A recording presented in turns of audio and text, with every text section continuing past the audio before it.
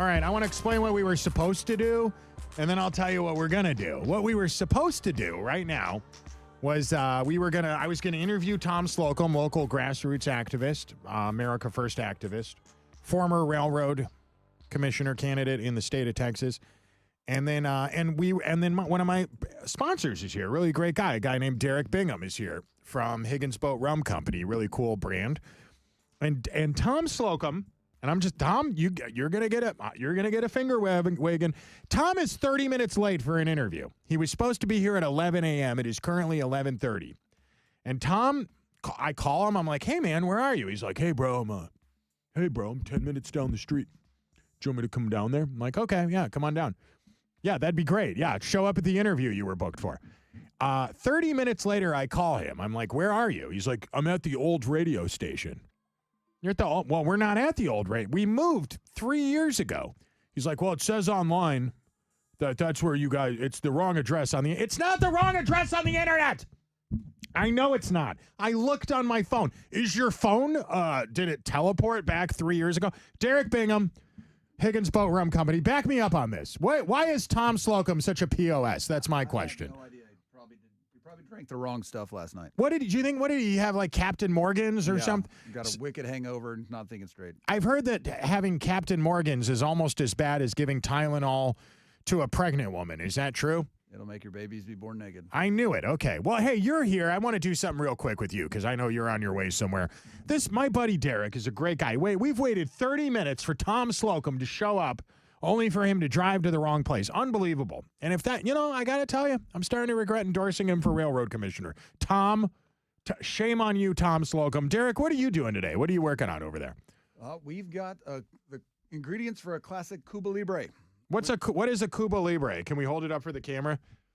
So a Cuba Libre is a rum and Coke, essentially, with lime juice. A Cuba Libre is a rum and Coke with lime juice. Yes. All right.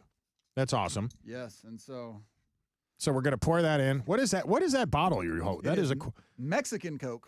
Which is the right Coke. RFK Jr. agrees with you. He doesn't, no corn syrup in your. Exactly. Yeah. Right. We want real sugar, not the corn sugar. So we're going to do like 3/4 an ounce of lime juice. Hold it up a little for the camera. I'm sorry, we didn't position the camera. You'd think having waited 30 minutes, we would have set up the cameras correctly. But we're going to do 3/4 of an ounce of lime juice. Okay. I left my jigger at home. You left your what? My jigger. You can't say that on the radio, Derek. It's the cocktail term. Oh, I'm sorry. Then we're going to do 2 ounces of silver rum. Again, I'm eyeballing this, but I am a professional. You're a professional. You wouldn't recommend people that aren't professionals do this, right? And then for the classic ratios, approximately 4 ounces. What is the bottle that's holding the bottle? What is that? So this is my Arctic bottle cooler. Uh-huh. And so it keeps your bottled beer, sparkling mineral water, Coke, keeps it ice cold. I'm drinking sparkling mineral water right now. How did you know that? It's because it's the greatest stuff to drink when you're not drinking Higgins Boat. It is I love Higgins Boat. All right, what's going on? You're passing it to me? Yes, I am. All right, I've noticed it's in a Rice University koozie here. It's a Higgins Boat. Oh, it's a Higgins. What's the R? The R is for Rice University because we are sponsors of Rice University Athletics this year. You guys are, that's a big deal, Derek. It's a brand new brand, and you're already teamed up with the greatest morning show in America. Yes. And the greatest Ivy League level adjacent university in the South.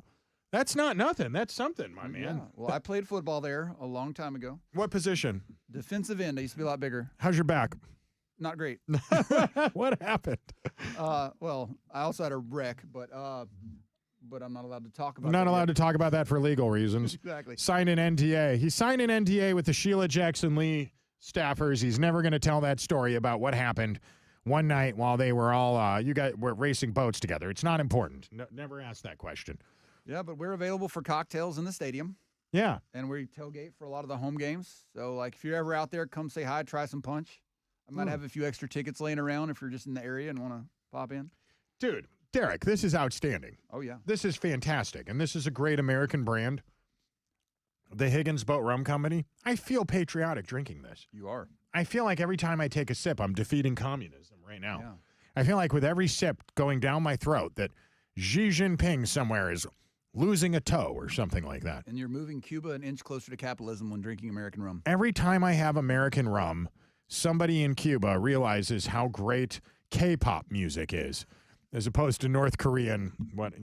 And what do they do in North Korea? They have the Jongbong band. Do you know what that is? I do not. They have one musical group in North Korea, and they write songs like "Studying is fun, working is good." You know, that's because it's North Korea. That's how it is there. All I know about North Korea is from the movie The Interview. Oh, I forgot about that. Seth Rogen and James Franco. And those two guys aren't friends anymore. Here's what bothers me about that. Do you understand what's weird about that? James Franco had a Me Too scandal. You're aware, right? Oh, yes. Seth Rogen immediately throws him under the bus. He's like, I won't have anything to do with this. That's disgusting. But they were best friends, joined at the hip for years, decades, really.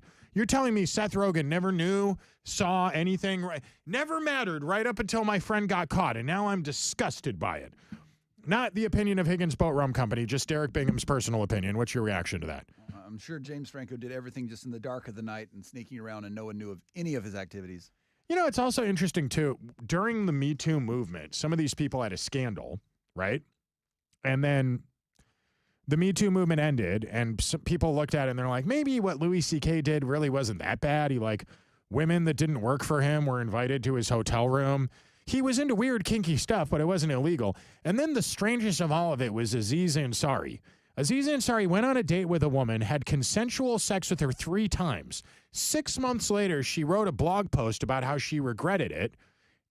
Even in the blog post, he didn't seem to do anything wrong. They had a one-night stand. I don't know why that, and then that seemed to end his career. The point of my little rant here is, now that the Me Too scandal's over, maybe some of these should be reanalyzed again so we could decide if they deserve to be canceled. You know what I mean? I don't know.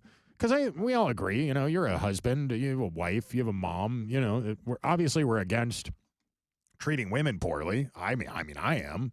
I think it's terrible. But on the other hand, some of those were probably a little, you know, overreacted to it. You know what I mean? Right.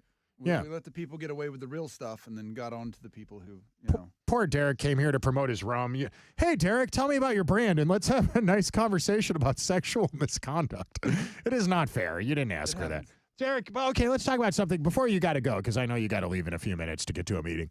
Something that I do want to talk to you about. Last Sunday, you were at our fundraiser for Wheelchairs for Warriors. Hundreds of people out there, and you have helped us raise a lot of money for disabled military veterans to help pay for wheelchairs. You came out, we auctioned off, we gave away bottles of rum in exchange for $100 donations to Wheelchairs for Warriors. You gave away many of those.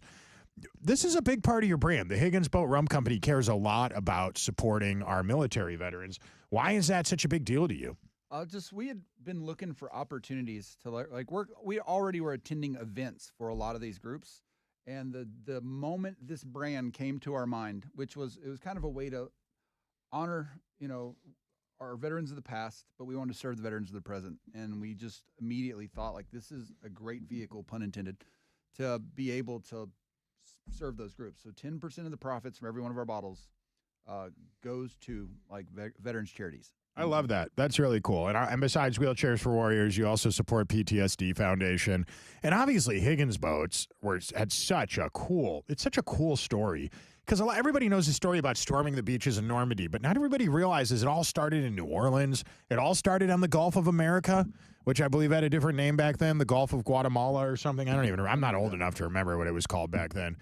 If people want to check out Higgins Boat Rum, which is obviously amazing, how do they do it? HigginsBoatRum.com, and we're Higgins Boat Rum on social media. As tasty as this is, I got to assume this is probably like $1,000 a bottle or something, huh? Not at all. Our silver retails for about $25. $25? That's cheap. How are you making money off this stuff? We don't make a ton on the silver. We don't make a lot of money. It's an upstart alcohol brand I launched in Texas. Why would you think we were making a lot of money? I endorse it. I encourage people to support it. I think I am a loyal brand evangelist to the Higgins Boat Rum Company. Please go to their website today. Support them. Makes a great Christmas gift. Actually, that is a really cool idea for a Christmas gift. If you have a family member that loves World War II, what did Shane Gillis say? Taking an interest in World War II history was smoking meats. In smoking meats was an early sign of offset republicanism. Is that what he said? Basically, when a man in the South turns 35 or 40 or something like that. Those are your two options. What your personality is going to be now. You're either gonna get into World War II history or you're gonna start smoking meats, or both. Why not? Derek, I love you, buddy. You're a good friend. I'm really grateful to have you here, man. HigginsBoatRum.com, and it's that simple. Thanks, my dude. Come back soon. I appreciate you, brother. Thing. Yeah. Good to be here.